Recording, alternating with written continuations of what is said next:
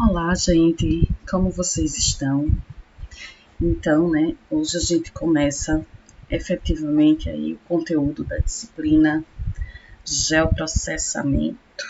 Então, vamos falar um pouquinho sobre essa ferramenta aí que ajuda tanto a gente e está tão presente no nosso dia a dia, tá? Então, conceitualmente, quando a gente fala em geoprocessamento, a gente entende, como para vocês geoprocessamento é uma matéria, uma disciplina. Então, a gente pode ter esse conceito de que é uma ciência que se utiliza de técnicas matemáticas e computacionais para a análise de informações geográficas. E o que são essas informações geográficas? São informações temáticas amarradas à superfície terrestre. Quando a gente fala amarradas, quer dizer que elas têm uma localização conhecida, tá? Então, elas estão amarradas através de um sistema de coordenadas, tá certo? E aí, sempre que a gente falar de geoprocessamento, a gente vai falar de alguma coisa que está atrelada a um sistema de coordenadas, tá? A gente tem ainda um conceito, que traz aí, que é o conjunto de tecnologias destinadas à coleta e tratamento de informações espaciais, ou seja, a informação espacial é aquela que dá a gente a noção de espaço, Então, é a informação geográfica, tá certo? Assim como o desenvolvimento de novos sistemas e aplicações com diferentes níveis de sofisticação. Em linhas gerais, o termo geoprocessamento pode ser aplicado a profissionais que trabalham tanto com a parte de cartografia digital, processamento digital de imagens e sistemas de informação geográfica. Então, só para a gente entender aqui esses três elementos, a gente vai falar um pouco sobre cartografia, Porém, existe a cartografia digital. Tudo que é digital, necessariamente, ele requer o uso de equipamentos e de tecnologia. Eu posso ter a cartografia simples, como se tinha antigamente, eu desenhar um mapinha no papel, mas quando eu falo em geoprocessamento, eu estou falando de cartografia digital, usando o auxílio de equipamentos, Equipamentos de hardware e equipamentos de software, tá? E aí, justamente, esse é o conceito aqui da nossa, é o coração do que a gente vai trabalhar da nossa disciplina, Processamento digital de imagens e sistemas de informação geográfica, certo? Então, são atividades diferentes, porém elas se interligam, tá? Normalmente, eu vou utilizá-las posso utilizá-las em um mesmo contexto, em um mesmo projeto. Então, eu posso precisar de todas essas ferramentas dentro de um mesmo projeto, tá? E aí, às vezes a gente pode variar o software que a gente vai usar para fazer, cada um desses elementos. Porém, existem softwares bastante robustos que fazem todas essas funções, E aí a gente vai conversar mais sobre isso quando a gente chegar na parte digital mesmo da nossa disciplina. Por enquanto, a gente vai falar um pouco de cartografia básica, entender os conceitos da cartografia básica, Primeiro, a gente vai saber o que é um mapa, saber o que é a escala de um mapa, tá? Entender um pouco sobre os sistemas de projeção, sobre os sistemas de coordenada, para poder depois a gente entrar na parte digital, efetivamente, da disciplina, ok? Então, um resumozinho aí das principais atividades envolvidas em geoprocessamento, a gente tem, como falou, a cartografia, o processamento, o sistema de informações geográficas e o banco de dados, que vai compilar todas as informações provenientes dessas fontes, tá? E aí, outra coisa que a gente ouve muito falar é geotecnologias. Então, quando a gente fala de geotecnologias, é a mesma coisa, geotecnologias e geoprocessamento? É bem parecido, tá certo? Porém, quando a gente fala em geotecnologias, a gente fala nas técnicas que a gente usa para coleta, processamento, análise e disponibilização dessa informação. Então, isso aí, como a gente pode coletar dados para a gente trabalhar no geoprocessamento? Eu posso coletar dados através do GPS, né? Posso usar imagem de satélite, posso usar dados topográficos, tá? Então, isso aí são geotecnologias. A partir do momento que eu processo essa informação, analiso e disponibilizo usando aí softwares e outras ferramentas, também são geotecnologias. Então, é importante, né, tanto lá no conceito de geoprocessamento como aqui no conceito de geotecnologias, a gente compreender que quando a gente está trabalhando com geoprocessamento, geotecnologias, essas informações elas estão necessariamente atreladas a uma referência geográfica, a um sistema de coordenadas, elas têm uma localização conhecida. Então, né, gente, só para a gente exemplificar, a geotecnologia está muito presente hoje na nossa vida, né, no nosso dia a dia. Eu nem sei, mas ela faz tão parte do nosso dia a dia que a gente já nem percebe mais. Então, eu nunca usei uma geotecnologia, provavelmente já, né? Então, se você tem um aparelhozinho smartphone, que ele tem aqui um íconezinho de local, né? Esse íconezinho aqui, ele mostra aí a questão da sua localização. Então, os equipamentos, né, os aparelhos, eles sabem o tempo inteiro onde a gente tá certo? E aí, né, a gente pode ver outros elementos aqui também no nosso dia a dia. Facebook, Instagram, rede social. Quando você vai lá postar uma foto no Facebook ou no Instagram e você coloca sua localização, você está fazendo uso de uma geotecnologia, né? Quero ir... Aqui a gente não usa muito, mas quando a gente vai para o Recife, vai a algum lugar, vou usar, por exemplo, o Google Maps, né? Então, ó, Google Maps, ele já aparece já um mapinha, né? Eu não sei se vocês estão vendo aí no celular, mas aí vocês abrem no de vocês, né? O Google Maps, ele aparece um mapinha aqui, no meu, pelo menos. Ele já está mostrando aqui um pontinho azul onde eu estou e dizendo quais são as coordenadas geográficas, ou seja, é uma tecnologia, né, que trabalha com informação com referência geográfica, tá? E a gente tem várias outras ferramentas aqui dentro do próprio telefone que elas utilizam essas geotecnologias, tá? Então, tá muito presente no nosso dia a dia, né?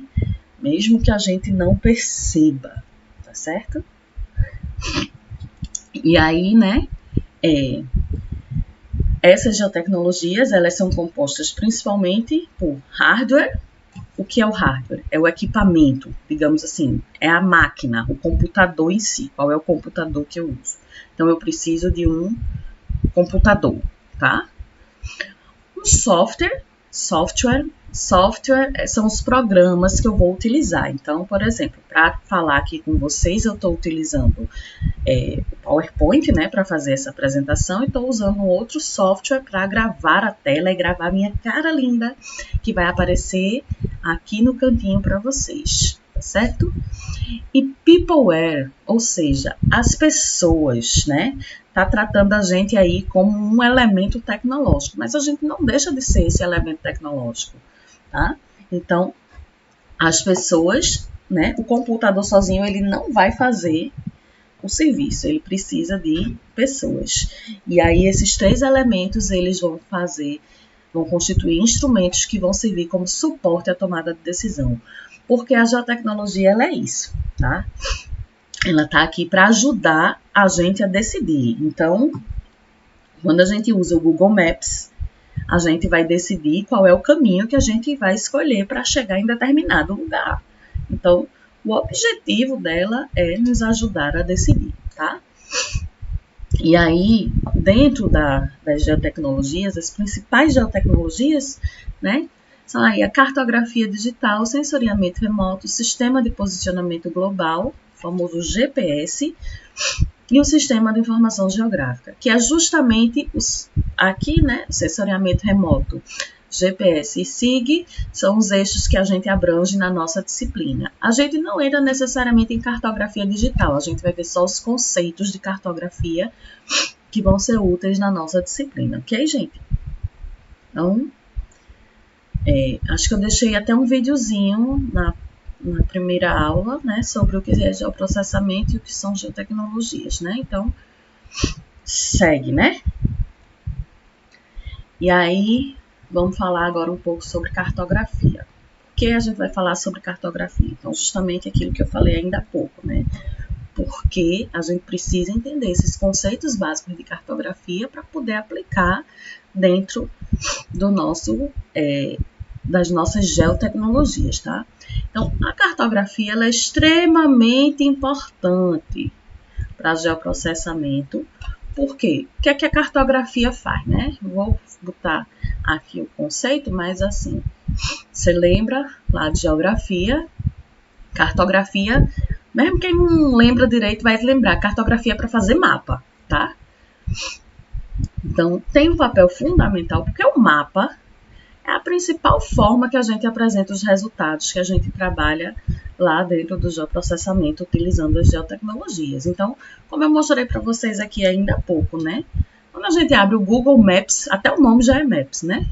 O que é que ele mostra para a gente? Um mapa, para poder a gente saber a localização. Então, se eu não souber ler um mapa, se eu não entender de cartografia, se eu não souber o que é uma coordenada, então minha vida vai ficar muito mais difícil, né?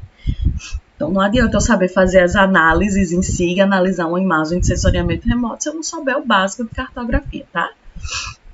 Então, né, ela tem esse papel fundamental porque o mapa é a principal forma que a gente apresenta os nossos resultados.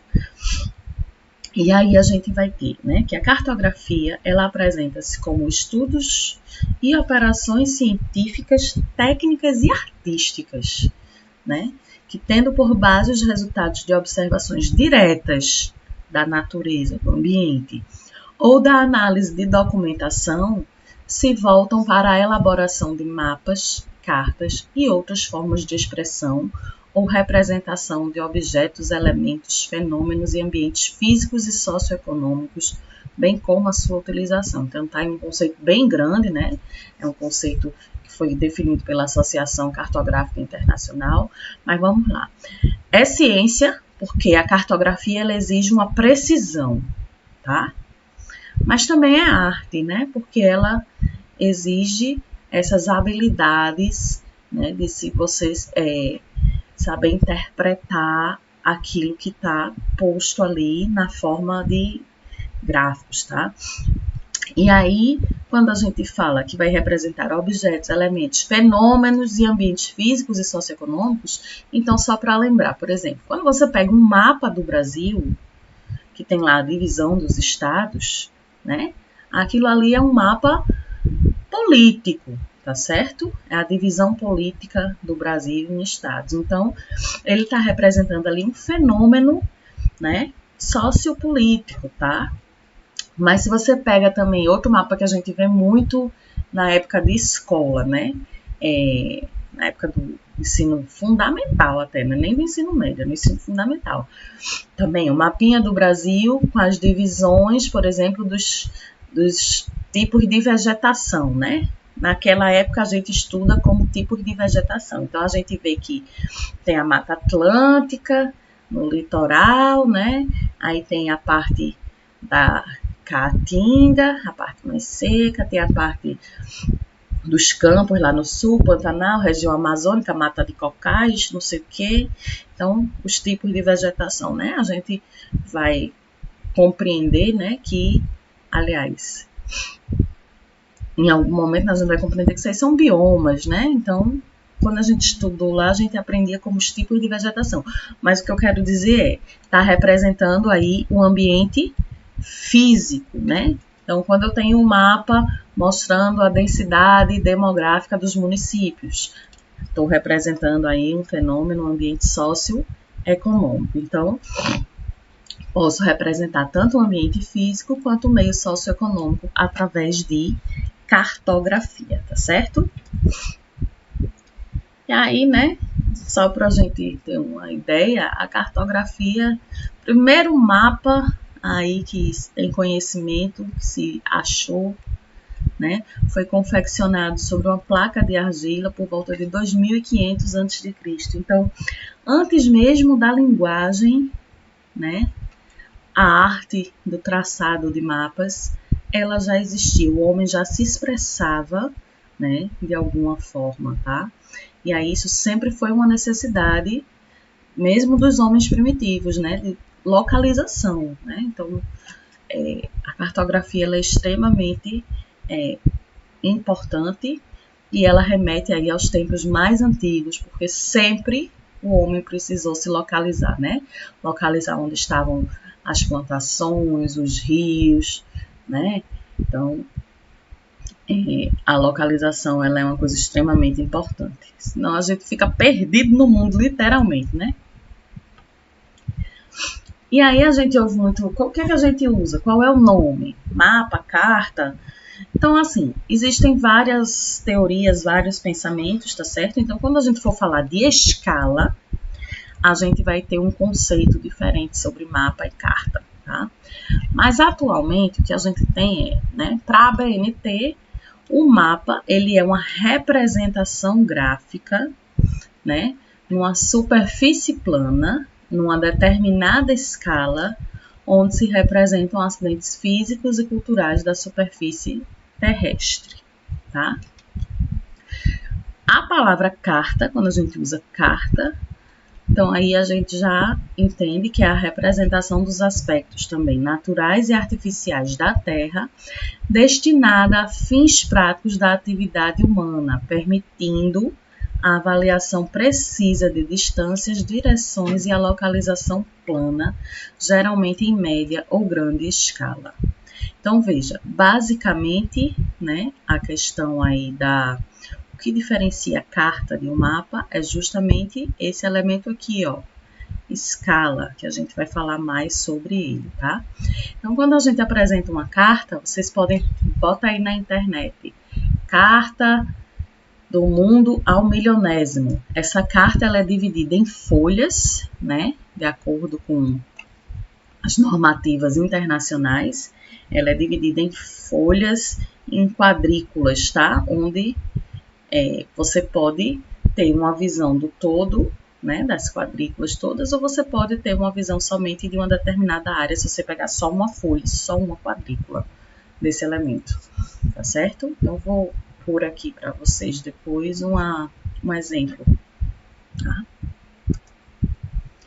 E aí, alguns produtos cartográficos, né? Então, esses aí alguns a gente já conhece, né?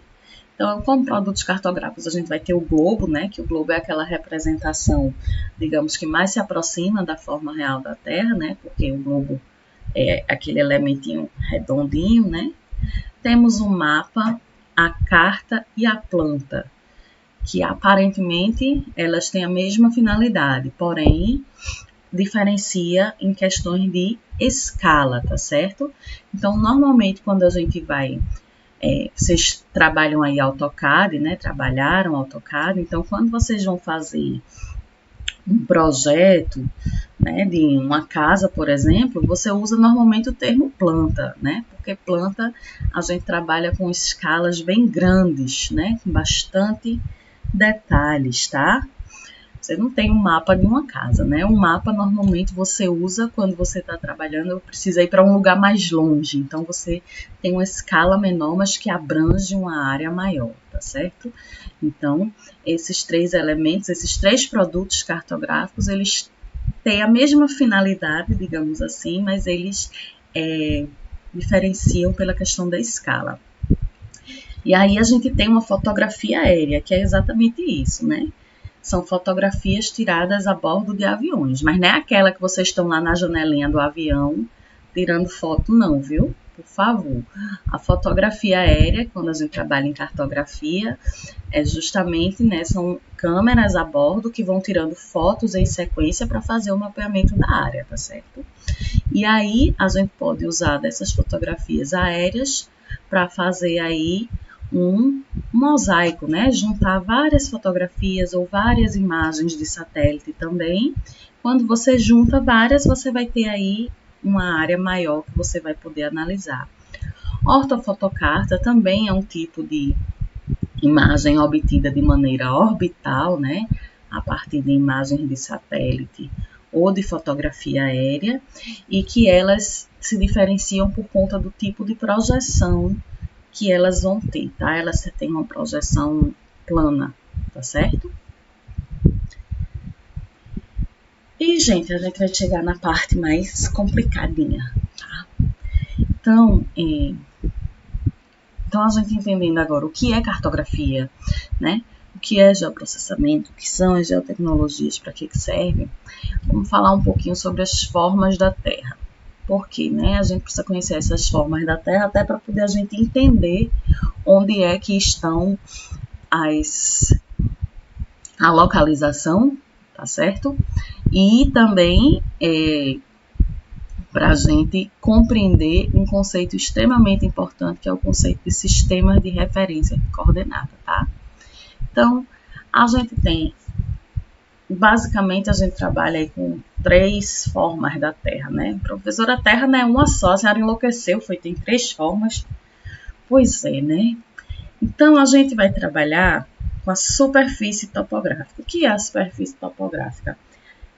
É o que a gente vê, é onde a gente está, tá certo? Então, é a forma verdadeira da Terra, com seus vales e montanhas, né? A gente pode também dizer que é uma superfície física de existência real, onde são executadas as medições e observações cartográficas, tá? Deixa só eu ajeitar aqui. Depois eu ajeito, né? E essa parte da Terra é justamente a parte que sofre alterações frequentes de origem natural ou de origem antrópica, tá?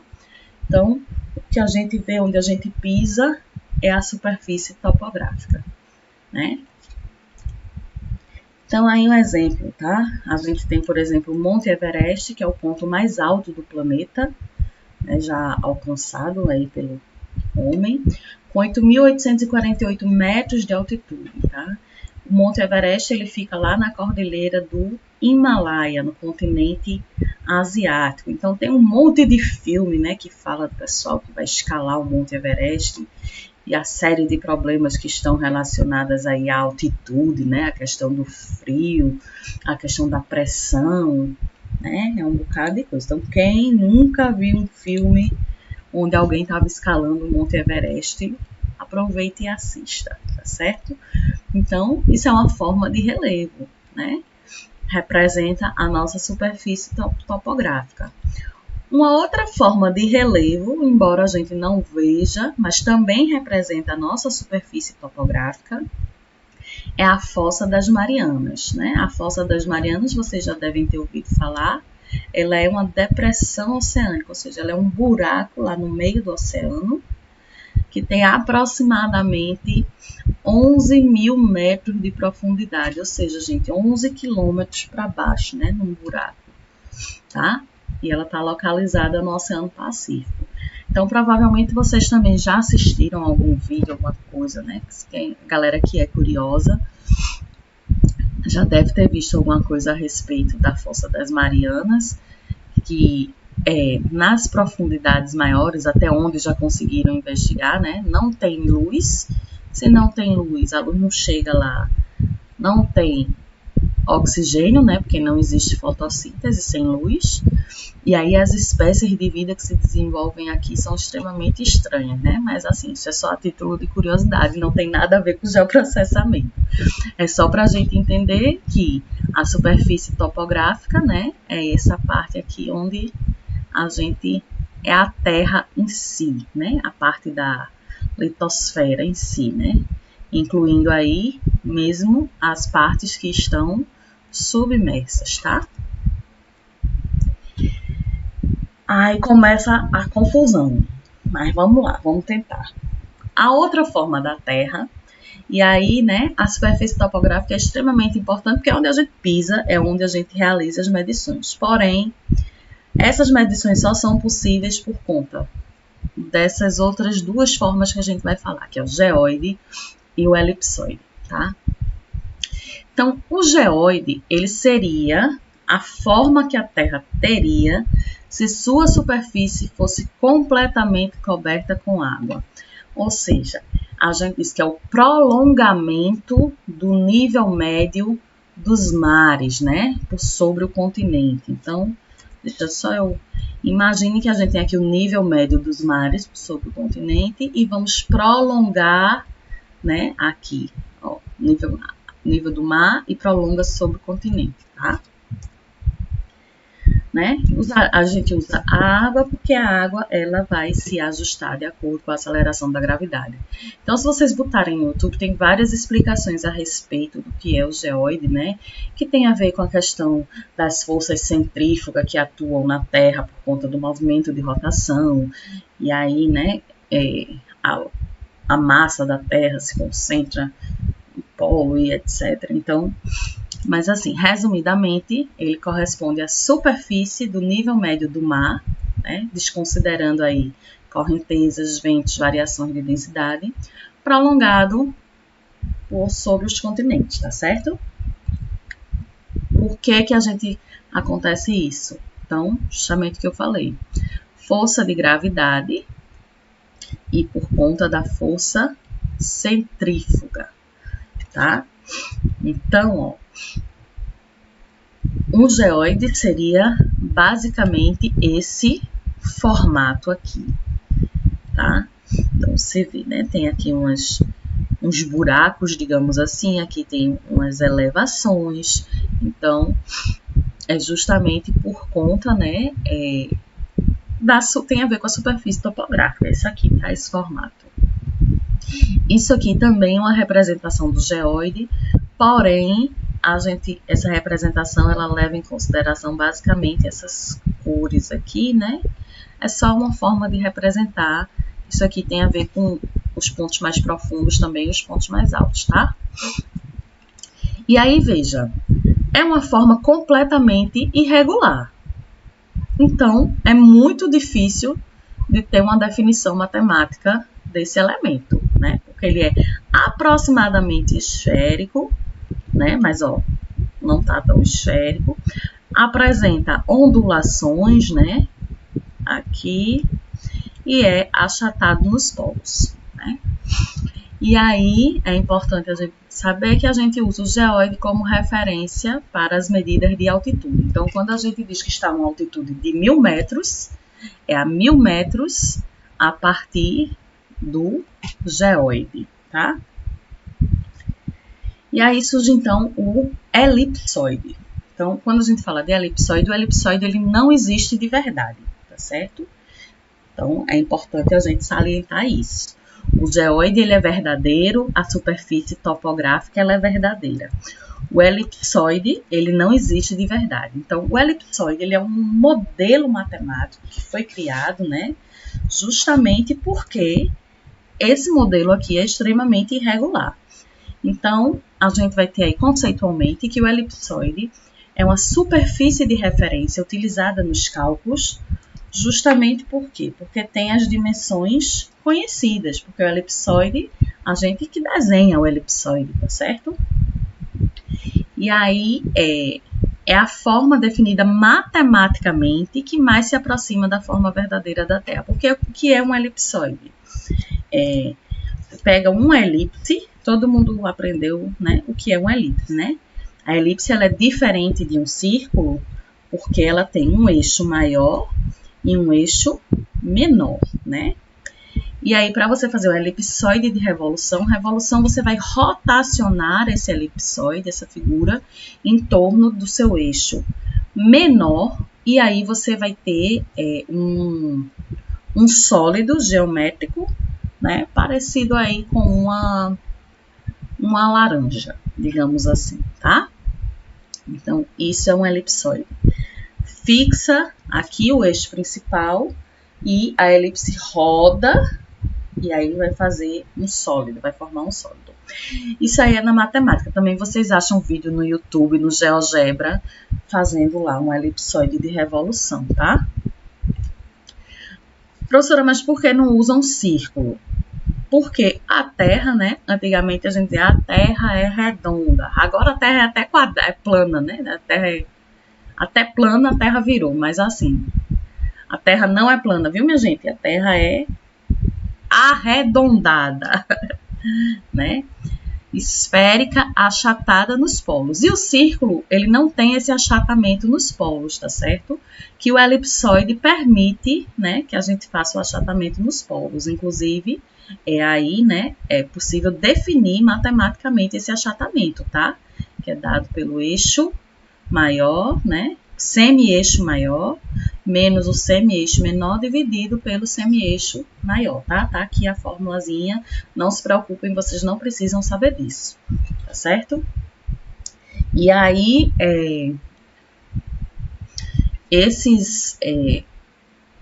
por isso que se usa uma elipse, tá? A gente usa a elipse como referência por conta dessa questão do achatamento, porque, né, a gente já estudou lá na segunda série que a Terra ela é redonda, arredondada, com achatamento nos polos. Então, esse é o motivo. Então, aqui a gente coloca assim, cada país ou grupo de países adota um elipsoide como referência para os trabalhos geodésicos e topográficos que mais se aproximem do geóide na região considerada. A professora agora complicou, né? Veja, vou pegar aqui a figura do geóide. Eu vou fazer um elipsoide aqui. Vou desenhar pessimamente, tá? Vou traçar aqui um eixo maior, um outro eixo.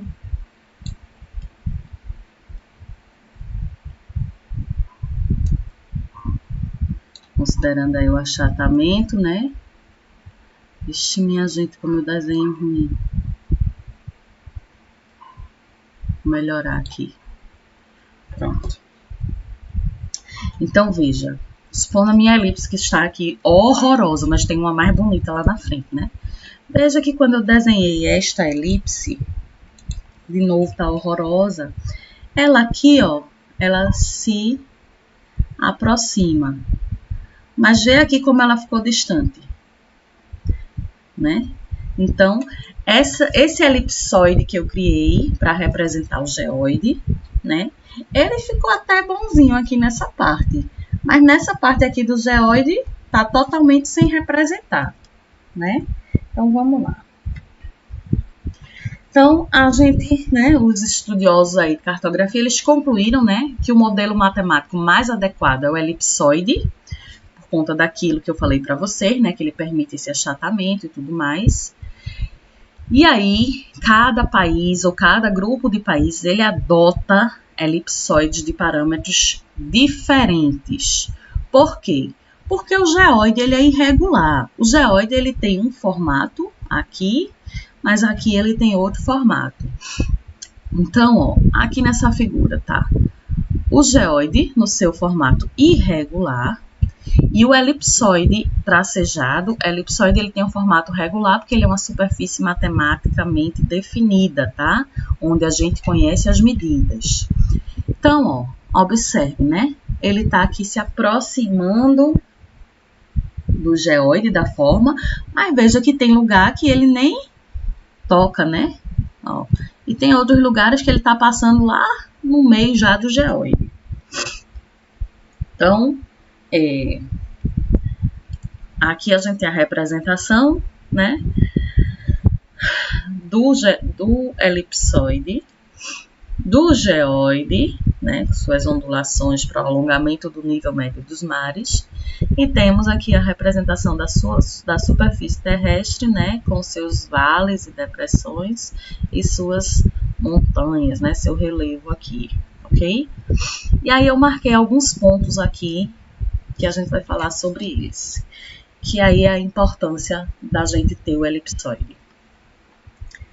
Vamos falar sobre datum.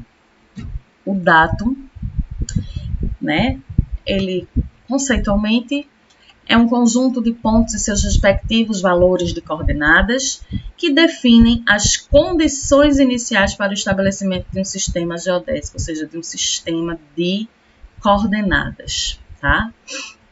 E aí a gente vai ter o datum planimétrico e o datum altimétrico, o datum horizontal e o datum vertical, tá? Quando a gente fala de datum planimétrico, ele é o ponto de referência inicial para os levantamentos horizontais, ou seja, ele é a origem do sistema de coordenadas, tá? E aí ele vai ser referência para todos os levantamentos cartográficos de uma determinada área. E onde é que se localiza esse datum, esse ponto de referência geodésico inicial? Justamente nesses pontinhos que eu marquei aqui para vocês. Esses pontinhos que eu marquei para vocês, eles são aqui, ó, onde as três superfícies elas se encontram. Então, o datum horizontal, ele é definido pelo ponto de máxima coincidência, né, entre o geóide e o elipsoide, tá?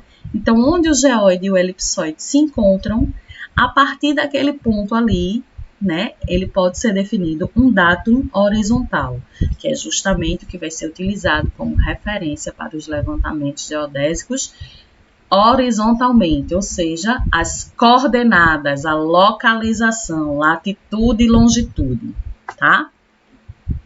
Então, a localização ideal para esse ponto de referência inicial é onde existe coincidência entre o geóide, ou seja, onde a ondulação geoidal seja zero. Então, vamos falar aí um pouquinho onde a ondulação, onde a altitude elipsoidal seja zero, desculpa, tá? E aí, ó, gente, quando a gente fala assim que o elipsoide ele vai variar, que existem diferentes tipos de elipsoide com diferentes medidas, é isso aqui que a gente quer dizer, tá certo?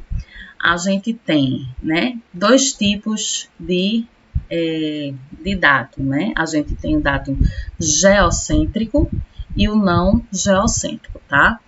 Geocêntrico tem a ver com a questão do centro de massa da Terra. Então, o meu elipsoide geocêntrico,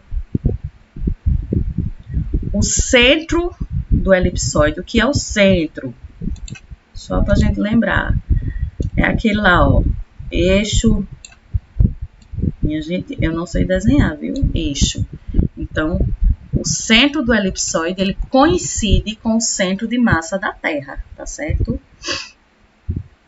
Já num datum não geocêntrico, o centro do elipsoide... Eita, meu Deus, que tá ficando mais troncho, viu? Ele não coincide com o centro de massa da Terra, tá? E aí vem, ó, esse elipsoide aqui é o elipsoide, o WZS84, né? Que ele é um elipsoide geocêntrico, tá? Que é o WZS84, esse elipsoide é utilizado pelo sistema GPS, tá?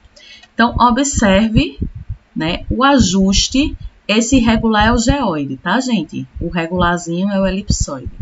Observe o ajuste dele, né, aí ao geóide. Então, tem pontos, ó, como aqui, que ele tá bem colocado, tá?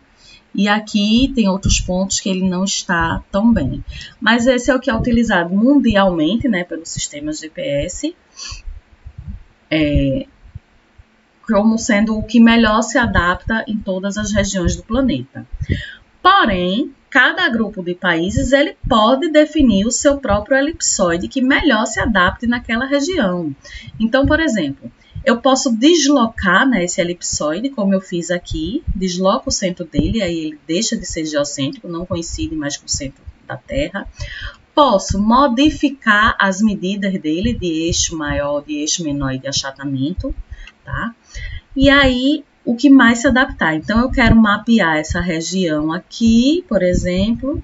Então, ó, eu desloco ele para que ele fique mais próximo possível do geóide.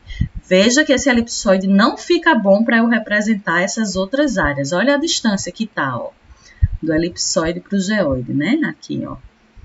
Não é bom, mas aqui nessa área ele tem uma coincidência bem boa, tá bem próximo, né? Aqui, ó, novamente, então, um outro exemplo, tá? Aqui, marronzinho, a gente tem o geóide. Então, eu tenho aqui nessa região a América do Norte e aqui a América do Sul. Observe que o datum que foi utilizado para a América do Sul é baseado nesse elipsoide aqui, ó. Vê como ele é muito mais alongado, tá vendo? É o azulzinho, tá? Ele é muito mais alongado e achatado, né? Então, ó, ele aqui na América do Sul, ó, vê como ele fica bem certinho com o geóide, tá? Porém, para outras regiões, tá? Ele fica ruim, inclusive aqui para a região da América do Norte. Então, a América do Norte usa um outro elipsoide, que é esse verdinho neon aqui. Ele é menos alongado do que o da América do Sul, tá certo? E aí tem um achatamento menor. E observe, né, que aqui na região da América do Norte, ele tá aqui, ó, coincidindo bem direitinho com o geóide, né? Porém, quando a gente vai para outras regiões, ó, vê como ele tá distante aqui do geóide, aqui. Não serviria para a América do Sul, né? Verdinho com marrom, tá? Marrom é o geóide, tá bem distante, esse datum aqui não serve de jeito nenhum para a América do Sul, tá certo? Então, por isso que cada grupo de países, ele adota um elipsoide diferente e vão ter datum diferente. Então, quando a gente estiver trabalhando com as informações no computador, vocês vão observar que a gente tem um monte de sistema de referência. Vai ter WGS84, SAD69, SIGAR 2000, NAD, não sei o que. Tem um monte, né? E aí, eu preciso usar sempre os mesmos, né? O mesmo datum para poder evitar incompatibilidades, tá? Então, os dados geográficos de um projeto de geoprocessamento precisam estar referenciados no mesmo datum, tanto horizontal quanto vertical, porque senão pode dar erros, tá certo? E aí, no Brasil, né, já se usou um datum chamado Córrego Alegre, já se usou o SAD69. Então, se vocês ainda podem encontrar alguns dados oficiais ainda com esses dados. Encontrou, transforma para SIRGAS 2000, que é o Sistema de Referência Geocêntrico para as Américas, que está em vigor hoje, né? No Brasil, hoje, todos os projetos de cartografia de geoprocessamento, eles têm que trabalhar com SIRGAS 2000, tá? E o WGS84 também é bastante utilizado porque é o que é utilizado mundialmente, inclusive pelos sistemas GPS, tá certo? Então, esses dois aqui estão em desuso. A gente usa basicamente WGS84 e SIRGAS 2000. Se você for pegar um dado no Google Earth, ele vai vir em WGS84. Precisa transformar para SIRGAS 2000, tá? E aí o datum altimétrico, né, é o datum vertical, ele está aí relacionado com as medições de altitude. Então, as altitudes são calculadas a partir do datum altimétrico, certo? Então, essas altitudes, elas são medidas, né, a partir de um marégrafo, tá? E no Brasil, esse marégrafo ele está localizado em Santa Catarina, em Imbituba. Então, é o ponto de origem para os levantamentos de altitude. Da mesma forma que no datum horizontal, precisa usar o mesmo datum para evitar incompatibilidades. E aí a gente tem as altitudes em relação às superfícies de referência. Então, a gente tem aqui o elipsoide, né, que é aquela matematicamente conhecida. O geóide é o azulzinho, né, que é o prolongamento aqui, ó, do nível médio dos mares, tá? E em marronzinho, a superfície topográfica. Então, para eu calcular, né, a altitude real, né, é aquela que o equipamento que vocês usam, ele vai detectar, tá? A altitude real, ela é definida pela altitude elipsoidal menos a ondulação geoidal. O que é essa altitude elipsoidal? é a distância da superfície topográfica ao elipsoide, tá? Essa aqui, ó, é uma ortogonal aqui, que tá em pretinho. Só que a altitude real, né, a gente sabe que o elipsoide não existe. Porém, por que a gente mede a altitude elipsoidal? Porque o elipsoide é o que eu conheço as dimensões, não é isso? É o que eu conheço as medidas, os dados, é a superfície matemática que eu tenho conhecimento. O geoide ele é irregular. Então, por isso que eu meço a altitude elipsoidal, tá? E aí, ó, eu consigo achar a altitude ortométrica. A ondulação geoidal, tá certo? Ela é obtida, né, quando você coloca aí o seu equipamento em cima de uma referência de nível. Acredito que vocês já fizeram isso, inclusive em topografia, né? Lá no instituto tem umas plaquinhas no chão, aquilo ali é um referencial de nível, tá? Que é instalado pelo IBGE, que ali, naquele ponto, a gente consegue definir justamente esse valor de ondulação geoidal. Desculpa, gente. E eu não sei editar, vai ficar com espirro, tá certo? Então aqui, né? A altitude ortométrica é a distância, né, entre o ponto e o geoide, tá? A altitude elipsoidal, ela é já entre o ponto e o elipsoide, como o nome já está dizendo. E a ondulação geoidal, ela é a distância entre o geoide e o elipsoide. Então, só para mostrar uma figurinha para vocês aqui, ó. Aqui tem uma... Isso aqui, ó, isso aqui, a distância entre o geoide e o elipsoide, tá? Isso aqui é a ondulação geoidal, é o N, tá certo? Que a gente tá falando aqui nessa medição, tá? E aí a gente tem que quando esse N, né, a ondulação geoidal for positiva, quando o geoide está acima do elipsoide. Então, de novo, né? Deixa eu voltar lá. Quando o geoide, aqui, o geoide é o verdinho, está acima do elipsoide, então a gente tem um N, aqui nesse caso, positivo. E quando é ao contrário, a gente vai ter um N negativo, tá? Essa ondulação ela será negativa, ok? Então, gente, o conteúdo de hoje era esse, né? Então, a gente fazer essa introdução. Primeiro, saber o que é cartografia e saber o que é, né? Quais são as formas da Terra, a partir de onde a gente se mede as coisas, tá? Porque a gente precisa entender esses conceitos de datum. Então, datum horizontal e datum vertical. Principalmente o datum horizontal, que é o que vai definir o sistema de coordenadas. Vou deixar já um videozinho adiantando aqui para vocês, né, a questão do datum horizontal e a relação com o sistema de coordenadas, tá? E por hoje é só. Não consegui cumprir minha missão de fazer um vídeo curto, mas eu vou me esforçar mais nas próximas, tá certo?